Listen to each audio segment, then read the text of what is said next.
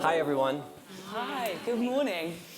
Thank you both so much, Christopher and Nicole, for being here with us. We're excited. Tatcha is now a 15-year-old brand. It has major global distribution partners. It has hero products under its belt as well. And of course, a very impressive acquisition by Unilever Prestige back in 2019. But over the past year, the two of you have worked together to evolve the Tatcha brand. And it's that inflection point for the business that I would really like to start with. So Nicole, let's come to you first. What were the market shifts that signaled to you that this was the time to take stock of Tatcha, look at how you were doing business, and think about this idea of strategic reinvention? Yeah, first, thank you so much, Alice, for having us here. It's an honor to be here, as well as working with Chris at Front Row. But really, I joined Tatcha about a year ago, and when I joined, with the CEO, of course, and the rest of the executive team, we really evaluated both the greater macro market, what was happening in beauty from the deceleration of skincare. We knew that we needed to sharpen our edge. Then, of course, dupe culture, which isn't going anywhere, and that's okay. We just needed to ensure that we were protecting our product as well as elevating our total brand experience. And then for us, it was personal because we had so much growth that we were looking forward to in the years ahead. So it was about a time of scale. We were moving from an exclusive relationship with Sephora into multi-retail channels. We were broadening our distribution and continuing to look at our global footprint. So what that meant was more teams, more functions, more markets, all touching the brand. Yeah. And with more people touching the brand, we really needed to get down to the roots and ensure that we had cohesion and consistency across all global touch points. Christopher, you and I talk a lot, and I'm always curious about your vantage point, your view over the industry. So why did this moment, this strategic reinvention, make sense for Tatcha from perhaps a commercial perspective? Why now? What was there to gain? So Alice knows me really well, and she called me and she actually told me this question, and I said, I don't like that word commercial. It just is so terrifying. Because you imagine like data and reports and sales and all of this sort of stuff, and she refused to take the question out, which really made me like reflect. And ultimately this story came out, and ultimately it was a 25-year-old Christopher Skinner working at Space NK Apothecary in the Green Street basement with Nicki Kennard, and this young lady walks in and she puts down her first and only product, these beautiful blotting papers inspired by Japanese gold leaf artisans. Yep.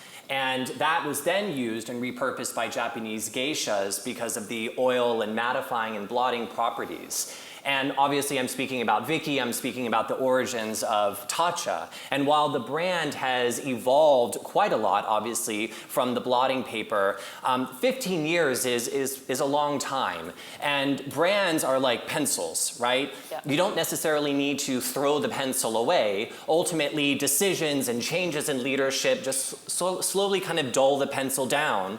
And it takes bravery, if you recall those sort of manual sharpeners in class, to stand up in front of everyone, walk over, put it in, and start to sharpen. And ultimately, that's what we did. Yeah. And what I really believe is that commercial strategy and brand strategy are about perspective. It's about having a unique point of view. And ultimately, that is what we needed to kind of get back to. I want to understand a little bit about what that looks like in practice. It is no small thing, I think, to be trusted with a brand DNA for a project like this. How did you approach reworking the Tatcha blueprint? Where did you start? I mean, I think blueprint is the right question, right? And there's sort of like a how and a what. We have a lot of founders and executives and entrepreneurs in the room, myself being one of them, and I can say, and perhaps you feel, I am very anxious. Like, always like things in my head, people are giving me ideas, opinions, this is working, but then at the same time, this is not working. And ultimately, for me, personally, to make a decision, the best thing to do is sort of be quiet, to be still, to sort of remove myself from the noise. And that's what we did. Because every brand at its core has a spirit or a DNA or whatever house you come from and belief system.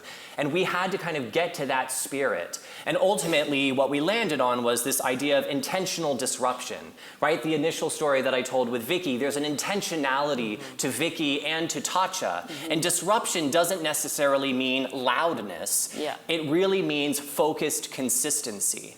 And that really became our spirit, which we then sort of evolved into a purpose. And ultimately, we all have spirits and energy unto ourselves, but to invite others to join us in that, you need to create a purpose, and a purpose truly needs to be an invitation, and Nicole's going to speak to that. Yeah, let's talk about purpose, because Nicole, when you and I caught up last week, we said how when a business makes a concerted effort to rethink its brand, it needs to land with customers, we know that, but you need that organizational buy-in. That's something that's really important. So how has this work helped to build cohesion within Tatcha? What does that look like? Yeah, so when you have a founder who has an incredible vision, and there are many founders here, I think Mariana spoke about it yesterday. There's this intuition, there's this gut, and there's this vision that you have. You have the teams that are then following you. We had that with Vicky for close to 15 years. She's still an advisor on the brand and has been a part of this work. But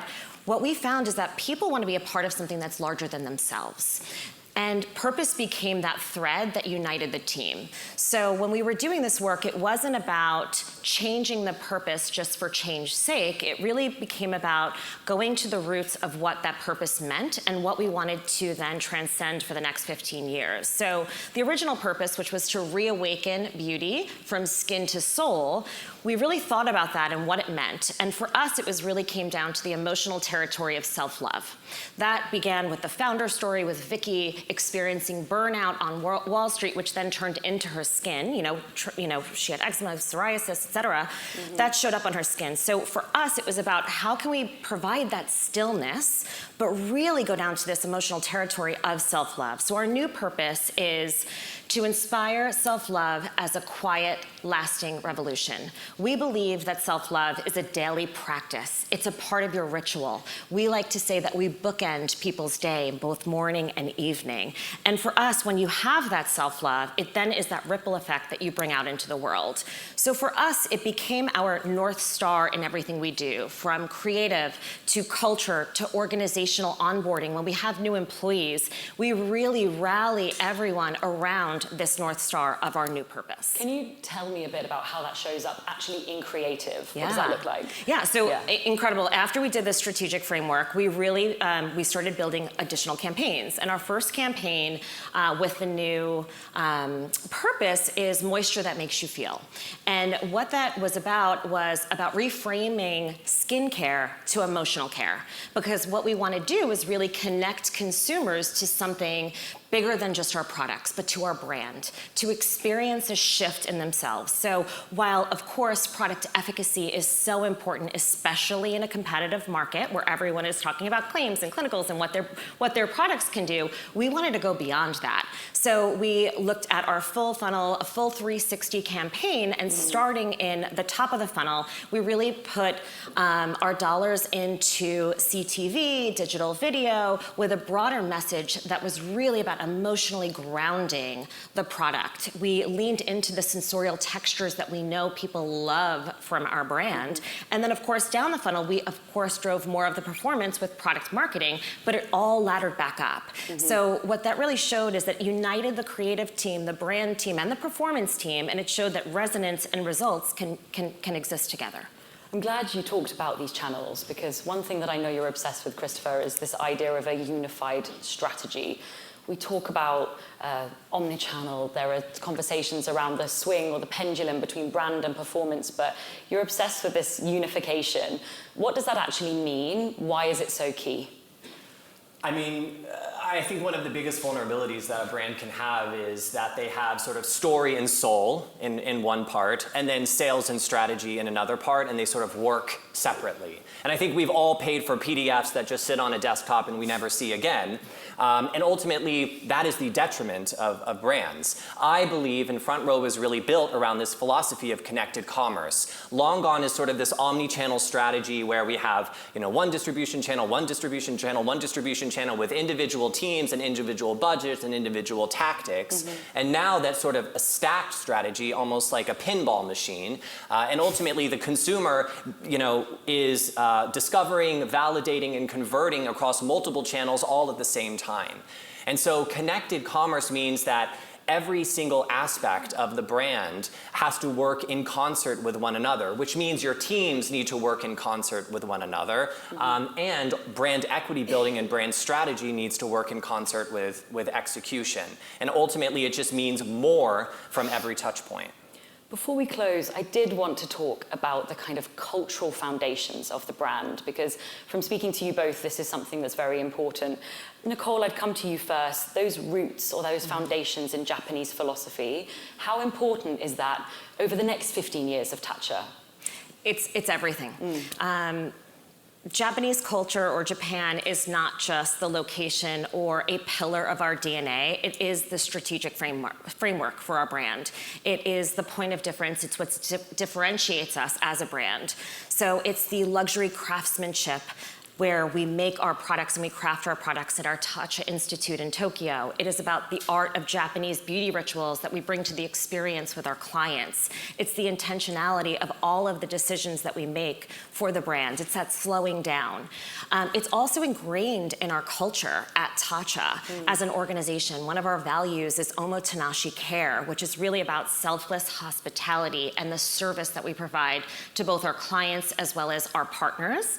But ultimately, that's just the internal piece of the brand. I think what you're also talking about is culture as the zeitgeist. Yeah. And for us, we really think about that as another way. We really try to find the places where we can play. We've identified 3 culture pillars as a part of our brand, one being mindfulness, one being culinary, one being craftsmanship and artistry.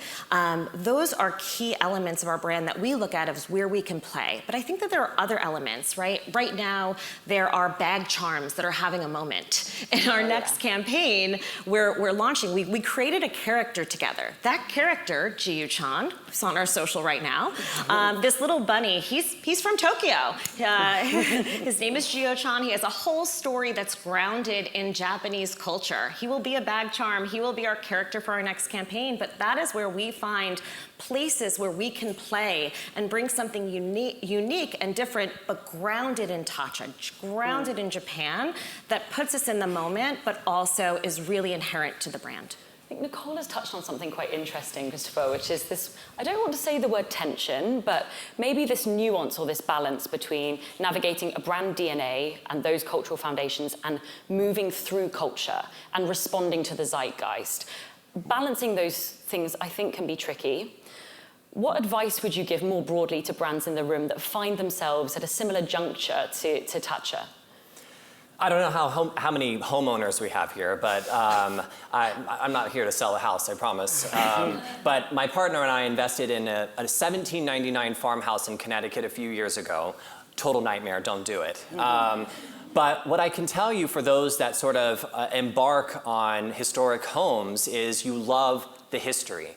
You love the story. You love what it stands for. And you can feel the history in the space. I think the same is said for a heritage brand, right? And you buy a historic home or you work with a heritage brand because you're not afraid of respecting that history. But you also understand that for it to have value today, it needs to have commodities or it needs to connect to the consumer's need for today. And that ultimately is a 1 + 1 = 3. If you can sort of understand and get to the spirit and DNA of that brand and its history, respect and understand what the consumer is looking for today, that ultimately adds tremendous value. And so I would say for everyone in the room, you know, we can tend to look outward quite a lot, right? We're all answering to a million people, and we're all getting advice from a million different directions. I would urge you to get quiet, and what better place to do it than Stanley Ranch? I would urge you to get quiet and really understand the soul and understand why you do what you do, and then be brave in your execution. We don't need playbooks. We need brands that have imagination, that have innovation, and that are really here to do it differently while respecting the needs of today's consumer. I love a house renovation analogy, and I think that's a perfect note to end on. Thank you both, Christopher and Nicole, so much. you. Thank you, everybody. Appreciate it. Thank you.